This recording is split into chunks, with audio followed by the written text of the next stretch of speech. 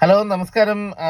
ഈ 2022 ജൂലൈ ഒക്കെ കഴിയുമ്പോഴത്തേക്ക് മുതൽ PR 10 വർഷത്തേക്കാക്കും എന്നൊക്കെ ഉള്ള ഒരു ന്യൂസ് വരുന്ന കണ്ടു. ഒരുപാട് പേര് അതിനെപ്പറ്റി വീഡിയോയൊക്കെ ചെയ്തു. പക്ഷേ എനിക്ക് പറയാനുള്ളത് ഞാൻ പറയുകയാണ്.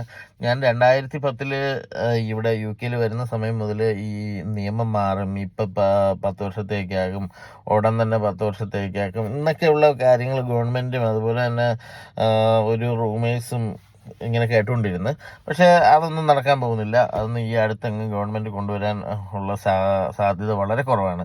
പിന്നെ അത് ഒരു വിഷയം. രണ്ടാമത്, നിയമങ്ങൾ ചേഞ്ച് ആവുന്നത് ഓരോ സമയത്തും ഓരോ കാലഘട്ടത്തിലും ഉണ്ടാവുന്ന ആൾക്കാരുടെ കൂടുതൽ കൊണ്ടാണ് ഇവിടെ UK നിയമം മാറുന്നതെന്നാണ് എൻ്റെ ഒരു കൺസെപ്റ്റ്.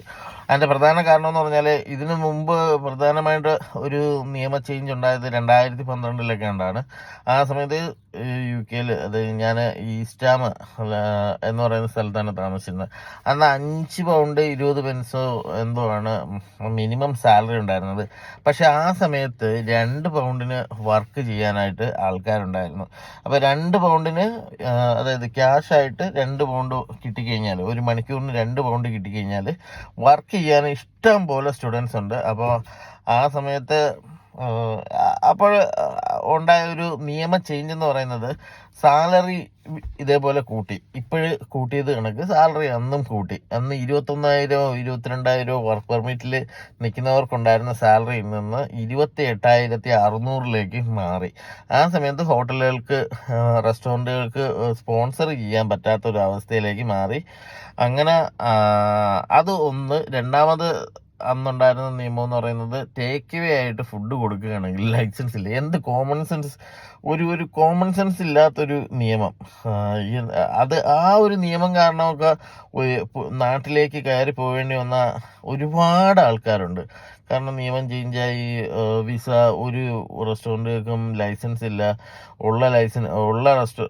ലൈസൻസ് ഉള്ള റെസ്റ്റോറൻറ്റുകൾക്ക് ടേക്ക് അവേ കൊടുക്കുന്നു. അങ്ങനെയൊക്കെ ഒരുപാട് വിഷയങ്ങൾ ഉണ്ടായിട്ട് ഒരുപാട് പേര് നാട്ടിൽ പോയി. പക്ഷെ അന്ന് പിടിച്ചു നിന്ന ഒരുപാട് ആൾക്കാരുണ്ട്.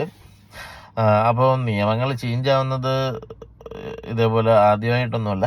അതിനുശേഷം, ഇത് 2012 വർക്ക് പെർമിറ്റുകൾ ഇഷ്യൂ ചെയ്യുന്നതിന് ശേഷം, അത് കഴിഞ്ഞ് പിന്നീട് കൂടുതലായിട്ട് വർക്ക് പെർമിറ്റ് വന്നു തുടങ്ങിയത് 2020 കോവിഡിൻ്റെ ടൈമിലാണ്.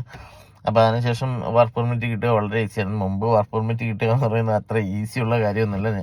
വളരെയധികം കഷ്ടപ്പെട്ട് ജോലിയെടുത്ത്, അല്ലെങ്കിൽ സാലറിയൊക്കെ വളരെ കുറച്ച്, അന്ന് റെസ്റ്റോറൻറ്റുകളൊക്കെ സാലറിയൊക്കെ വളരെ കുറച്ച് തരവുള്ളായിരുന്നു വർക്ക് പെർമിറ്റിൽ നിൽക്കുന്നവർക്ക്. അപ്പോൾ അങ്ങനെയൊക്കെയാണ് ഞങ്ങളൊക്കെ ഒരു സമയത്ത് ഇവിടെ ഒന്ന് നിന്ന് പോയത്. പിന്നെ അപ്പോൾ അതുകൊണ്ട് എനിക്ക് പറയാനുള്ളത് ഇത്രയേ ഉള്ളൂ. ഇതൊക്കെ നിയമങ്ങൾ ഇനിയും ചേഞ്ച് ആവും. ആരും പ്രതീക്ഷയൊന്നും വേണ്ട. അപ്പം 10 വർഷത്തേക്കൊന്നും നിയമം PR 10 വർഷമൊന്നും ഈ അടുത്തെങ്ങും വരാൻ പോകുന്നില്ല.